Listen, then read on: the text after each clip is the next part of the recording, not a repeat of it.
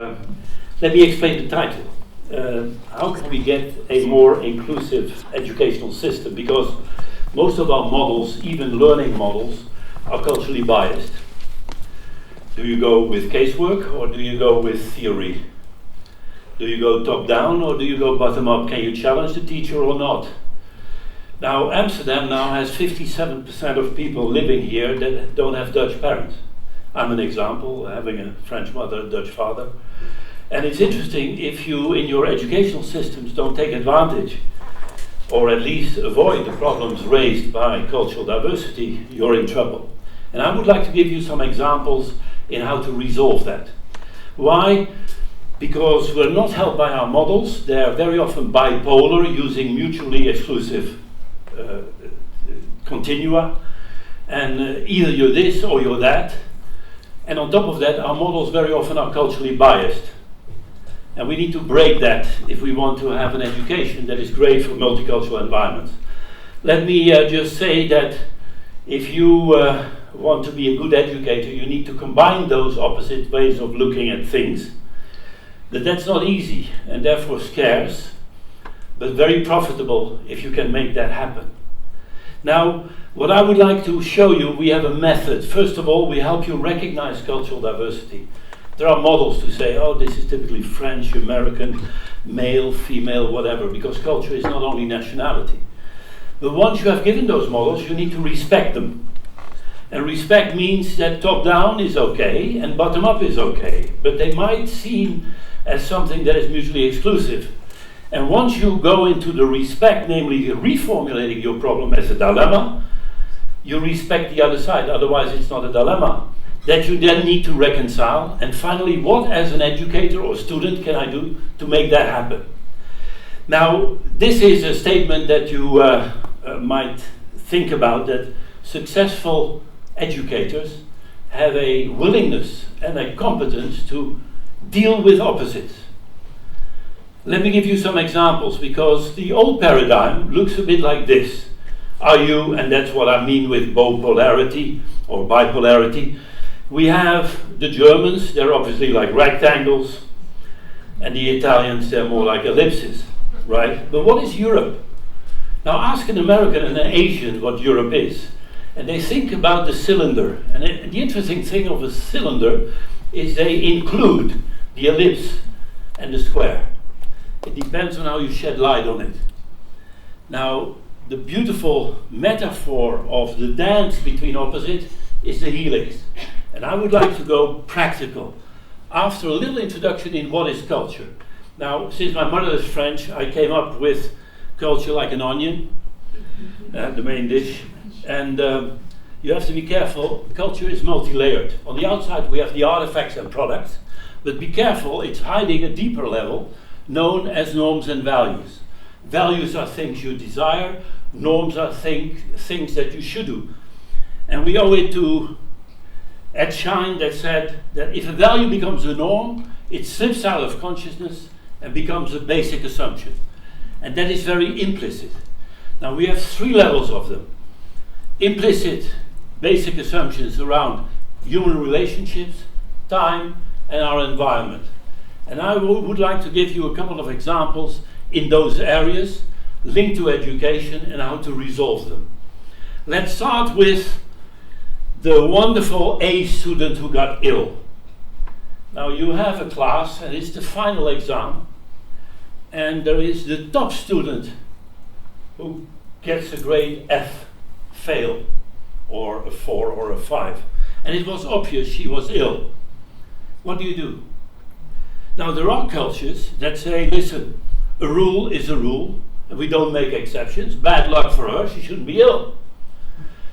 You could also say, we have to make an exception, because she's an exceptional student, and give her a re-exam pretty soon. Now both won't work.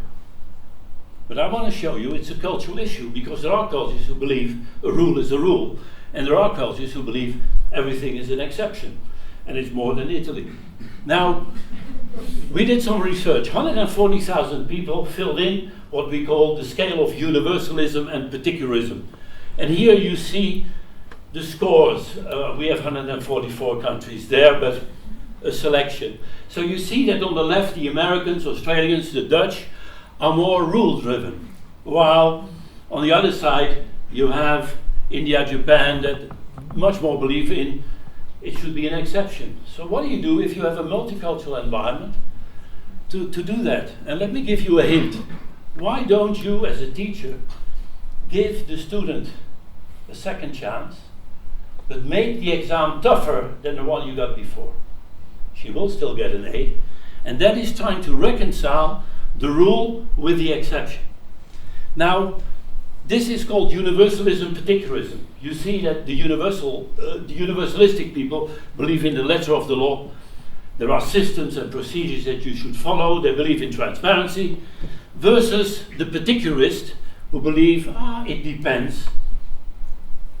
It's an exceptional case, and it's more the spirit of the law.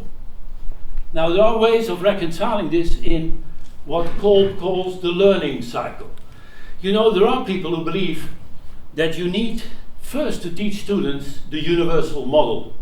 It's conceptual, it's very French, and it's, if you like, Cartesian. But you have studies like at Harvard where you start with a case. Now, look at what Kolb, an American, said, that the learning cycle starts with giving people an experience. And the experience is very concrete. It's a case. Then you reflect on the case and you link it to an abstract model, abstract conceptualization. And then you go for the next one and you experiment and you go through that cycle.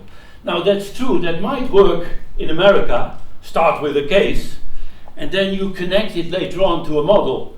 But if you're in France, education starts with the model and then you test the beauty of the model with a case. Now if you have a multicultural group, what do? My advice is, and I've seen it happen, I teach myself at the VU in Amsterdam, is the big risk is that people, let me take the extremes, are completely conceptual, all the lectures they give, and then at a certain moment they say, you know, we have a project for you, and go and learn in practice. It's not working for some cultures. I know also teachers and professors that only give cases, and then at the end they say, oh, by the way, let me link it to models. My advice is, make sure that within a day you do both the case and the conceptual work and try to combine. Have a look graphically. If you go for the wonderful abstract conceptualization, it's working smart but not hard. If you go for the opposite, it's working hard, not smart. And may I remind you of the beautiful quote of Kurt Lewin, who said, there's nothing as practical as a good theory. You need to combine.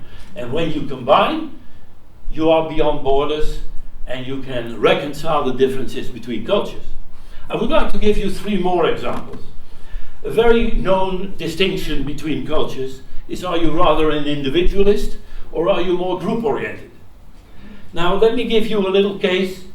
How do you grade students? And I've interviewed some of you, the young students, and they said, yeah, in our team we do projects of 5 people, we get 1 grade. And there was an American in the group who said, but I did much more than the other one. So why do I get the average grade? I did much more. And the Japanese said, yeah, no, but it's teamwork. We all did it together. We know this. We have measured this, and there are huge differences. But let me try to see other ways to reconcile this. So, do we, A, grade every person individually, or do we grade the team? I have an idea, is perhaps try to reconcile. Let's look at the different scores around the globe. Again, 140,000 people. There are enormous differences. Are you rather going for the group or for the individual, like in Northwest Europe and in America? Now, it is very important that you, for example, think of this dilemma. And suppose the grade is an 8 for the group of 5. What is the solution? You ask the 5 students, anonymously or not, to make a rank order of their performance. And so the least one, you give a 7, 7.5, for the middle one an 8, and for the top one a 9. Everybody is happy because it is as important to have a good average, teamwork, and you can distinguish between the individuals. And that is something that shows in this graph, namely, try to reconcile individual and group performance. You see, I'm giving examples of how cultural differences can lead to different grading, can lead to what to do with a sick student. Let me give you 2 final examples.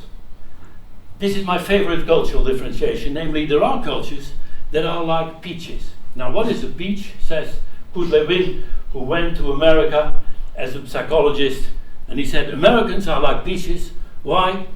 Because they have an enormous public life, easily accessible, but a tough nut in the center.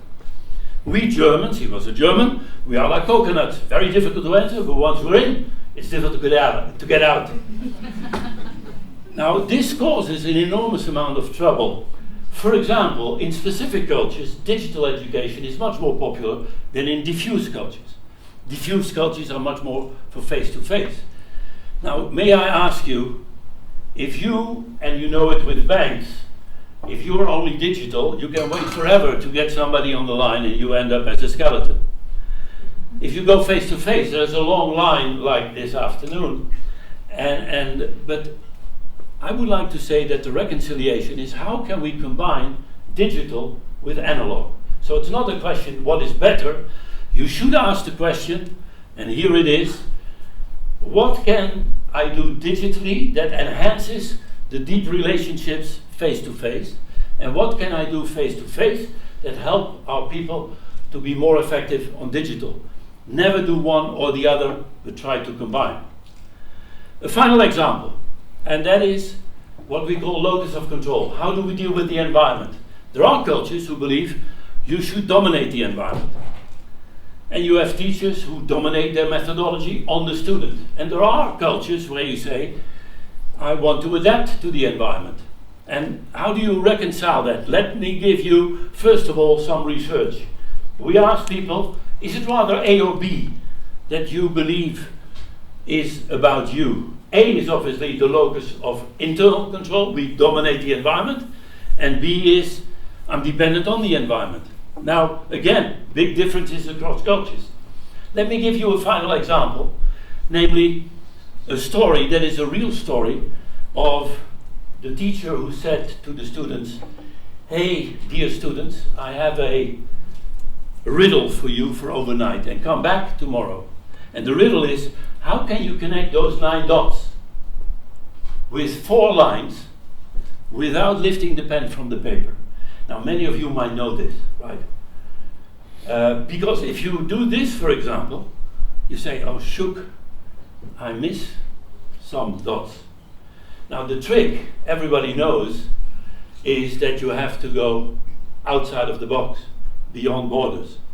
So the teacher asks next morning to all the young students, what can we do to solve this riddle? And 3 of them raised their hand.